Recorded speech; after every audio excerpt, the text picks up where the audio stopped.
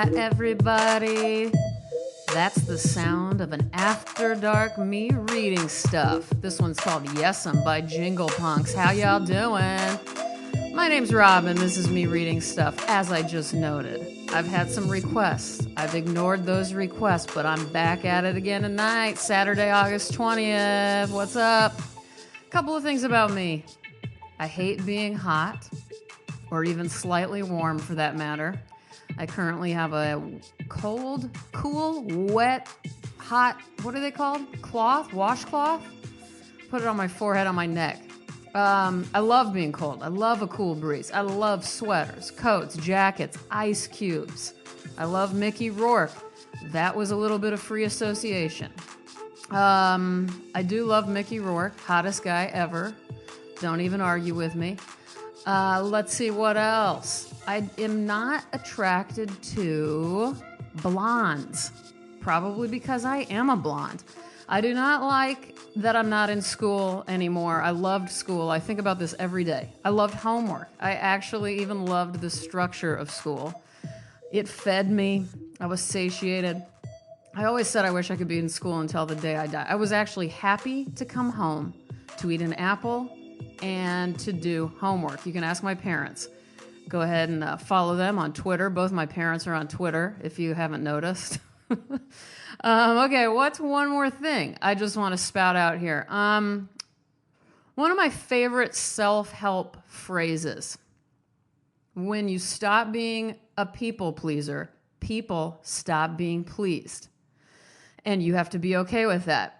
I'm saying this on here, I guess, in hopes that there are others listening who have or have had issues with this issue. Well, God, I can't. You guys, it's a little late, and I'm not articulating exactly the way I want to, but okay, people pleasing.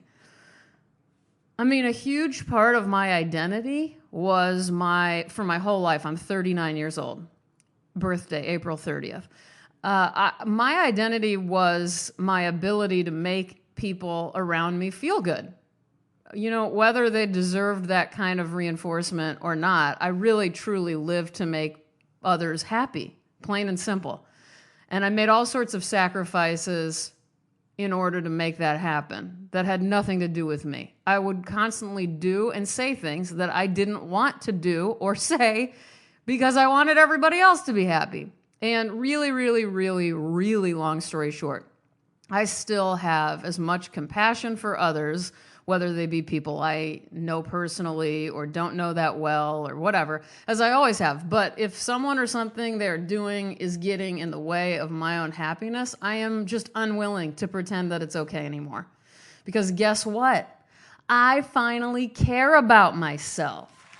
And I just did not have love for me until very recently.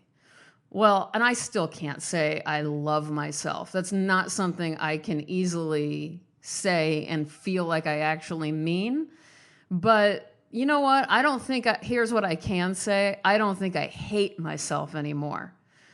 And man, everything changes when you make that switch. Everything. Everything. So thanks for listening. Goodbye, you guys. Have a great night. Just kidding. All right. So the reason I'm really doing this podcast tonight, I want to give a shout out to Chow Burns. That's at Chow Burns. Chow Burns is somebody in Brazil. That's really all I know about you, Chow Burns. And I'm sorry, but Chow Burns has a very great Twitter. That's at CAIOBERNS. And Chow Burns alerted me tonight as I was watching Guy Fieri on TV that Kanye West came out with a new, I'm going to call it a poem, called The McDonald's Man, that is included in Frank Ocean's new zine, Boys Don't Cry, which is a part of his new release, Blonde. And I don't know what else to say other than this made my life complete. And whatever happens next is just fine, but Kanye West made a little rap or a poem about McDonald's, and accompanying it were photos of him in his Lamborghini in the drive-thru of McDonald's in Calabasas.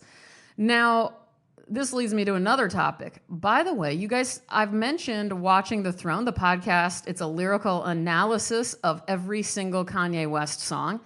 My boys Travis and Chris do this podcast, and I really can't recommend it enough. I will put a link in the description of this podcast for everything I've mentioned above.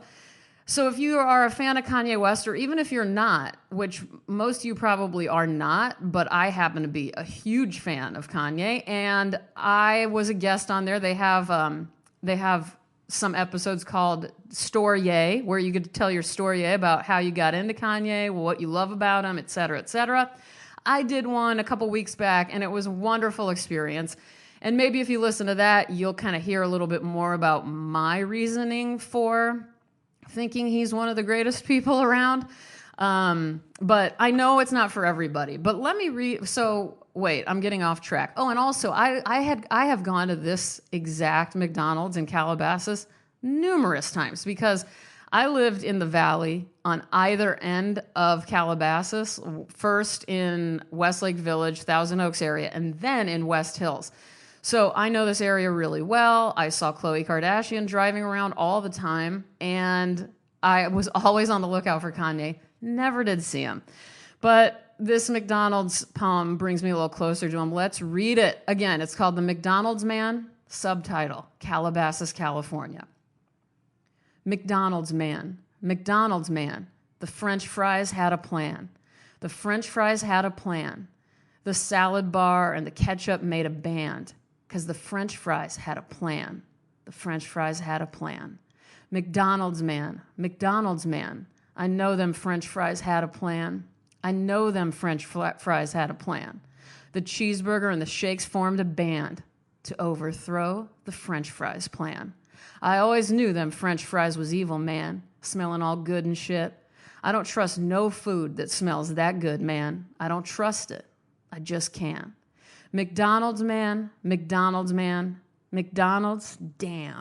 Them French fries look good, though. I knew the Diet Coke was jealous of the fries. I knew the McNugget was jealous of the fries. I could see it through his artificial meat eyes. Sorry. And he only be there some of the time. Everyone was jealous of them French fries, except for that one special guy. That smooth apple pie. Okay, but P.S., I don't fuck with the apple pie at McDonald's. Do you want to know what I get? First of all, I wish I were vegan. I'm not. I wish I were vegetarian. I have been for several years of my life. I'm currently not. Every time I go to McDonald's, I get chicken nuggets. I know they're gross. Do I care? No. And I get really large fries. Yeah, I still supersize it. Even after the movie. I don't care. I love McDonald's fries more than maybe anything on earth. Let me think about this. I truly can't think of anything better. So now you know that about me. I've never eaten the apple pie. I've maybe taken a bite, but I hate it. Well, you know me. I hate pie. I hate sweets. So thank you for listening, everybody. As you have heard before, or maybe not, you can come fuck with me over on Twitter and Instagram. The handle's ROBYN_ONEIL. I'm not always seeing all of your tweets and stuff because they're getting buried, but I'm noticing them as much as I can. The reason for this is I'm trying to be a little removed. I've been pretty active on Twitter this week, but I don't check in unless I'm on there tweeting. So I just wanted to apologize. This is my way of apologizing. And for you Podomatic members, I don't always see your comments. I see people are commenting, but I think if you're set to private, I can't see what you're saying, so my apologies about that too. Remember, when you stop being a people pleaser, people stop being pleased. You guys, go water your plants, go do your stretches, go clean up your makeup brushes, log your calories into MyFitnessPal, pay your Netflix bill, write a fan letter, measure your dresser to see if it fits on that other wall. Order that writing desk you've always wanted. Put it against that wall. Put a plant on it. Start a novel. Keep dying. Keep writing it down. I love you guys. Good night.